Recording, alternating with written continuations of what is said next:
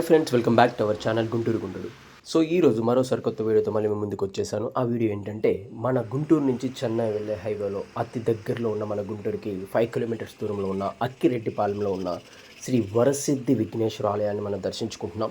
So why because ఎందుకంటే next month మన గణేశుడు మన ఇంటికి వచ్చేస్తున్నాడు కాబట్టి సో ముందుగానే వినాయక చవితి సంబరాలని మనం స్టార్ట్ చేద్దామనే ఉద్దేశంతో మొట్టమొదటిసారిగా మనం ఏ పూజ చేసినా అలానే ఏ పని ఆరంభించినా కానీ సో ఏ పనిలో అయినా కానీ మన విఘ్నేశ్వరుని తలుచుకుంటే ఆ పని ఖచ్చితంగా ఎటువంటి అడ్డంకులు లేకుండా పూర్తి చేస్తారని ఒక నమ్మకం మనకు ఉంది. కాబట్టి మన సాంస్కృతిక సాంప్రదాయాల ప్రకారము సో అలానే ఈ యొక్క వినాయక చవితి కూడా గ్రాండ్గా వెల్కమ్ పెట్టాలని చెప్పేసి విఘ్నేశ్వరుని దర్శించుకోవడానికి వచ్చాం. మీరు చూస్తున్న ఈ యొక్క రాజగోపురం అనేది 72 అడుగుల ఎత్తులో ఉన్న రాజగోపురం మనకి దర్శనమిస్తుంది మొదటిసారిగా. సో ఈ యొక్క ఆలయం దగ్గరలోకి రాగానే చాలా ప్లెజెంట్గా అనిపించింది ఈ వాతావరణం. అలానే ఈ ఆలయానికి చుట్టుపక్కల 4 దిక్కుల 4 దేవుళ్ళని మనం దర్శించుకోవచ్చు అనమాట.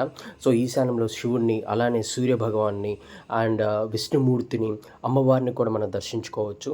సో అలానే గుడి చుట్టూ మనం ప్రదర్శనలు చేసి మనము దేవుని దర్శనానికి మనం వెళ్దామని చెప్పి నేను భావిస్తున్నాను. సో నాతో పాటు మీరు కూడా వీడియోని స్కిప్ చేయకుండా చివరి వరకు చూసినట్లయితే మీరు కూడా నాతో పాటు మన విఘ్నేశ్వరుని, మన వరసిద్ధి విఘ్నేశ్వరుని మనం దర్శించుకోవచ్చు అని చెప్పి నేను చెప్తున్నాను. సో అలానే మనము ఎక్కడైనా సరే గుడి లోపలికి ప్రవేశించగానే చాలా అట్మాస్ఫియర్ అని చాలా ప్లెజెంట్గా అనిపిస్తుంది. ఒక పాజిటివ్ వైబ్స్ అనేది క్రియేట్ అవుతాయి. ఈ గుడి చుట్టూ నేను ప్రదర్శన చేసిన తర్వాత ఒక్కసారిగా విఘ్నేశ్వరుని దర్శించుకోగానే ఒక పాజిటివ్ వైబ్ అనేది అనుకోని విధంగా నాకు తగిలినట్టుగా అనిపిస్తుంది అనమాట. సో మీరు ఇక్కడ గమనించినట్లయితే వ్యాస మహర్షి మన యొక్క వినాయకుడికి బోధన చేసే విధంగా మనకి కనపడుతుంది. అలానే ఇక్కడ కనపడుతున్న ధ్వజస్తంభం అనేది చాలా యూనిక్గా కనపడుతుంది. ఈ యొక్క ధ్వజస్తంభం అనేది 72 అడుగుల పొడవుగా ఉండడం అనేది ఇక్కడ విశిష్టతగా చెప్పవచ్చు.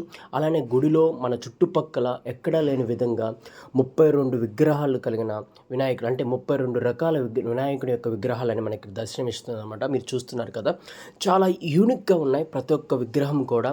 అంటే దీంట్లో నాకు కొన్ని తెలియని విగ్రహాలు కూడా, ఆ యొక్క రూపాలు కూడా మన వినాయకుడిని మనం దర్శించుకోవచ్చు.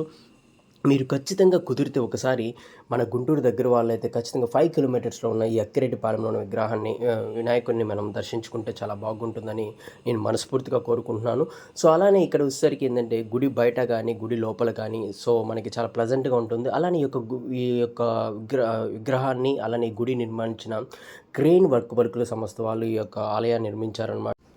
ఈ ఆలయం యొక్క మరో ప్రత్యేకత ఏంటంటే ఈ గర్భాలయంలో ఉన్న విగ్రహం ఏకశిలతో తయారు చేయబడింది. మీరు గమనించినట్లయితే మనకు దర్శనమిస్తున్న శ్రీ వరసిద్ధి విఘ్నేశ్వర యొక్క విగ్రహం 18 అడుగుల చతుర్భుజ ఆకారంలో మనకి దర్శనమిస్తుంది.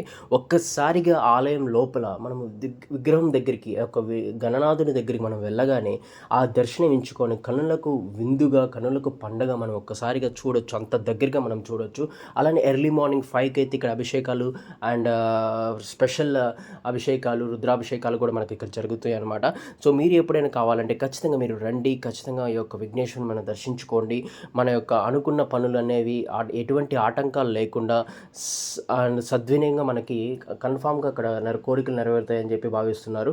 అలానే ఇంకోటి ఏంటంటే ఈ ఆలయంలో చుట్టుపక్కల ఉన్న పరిసర ప్రాంతాల్లో కూడా చాలా యూనిక్గా ప్రజెంట్ చేయడం అనేది జరిగిందనమాట.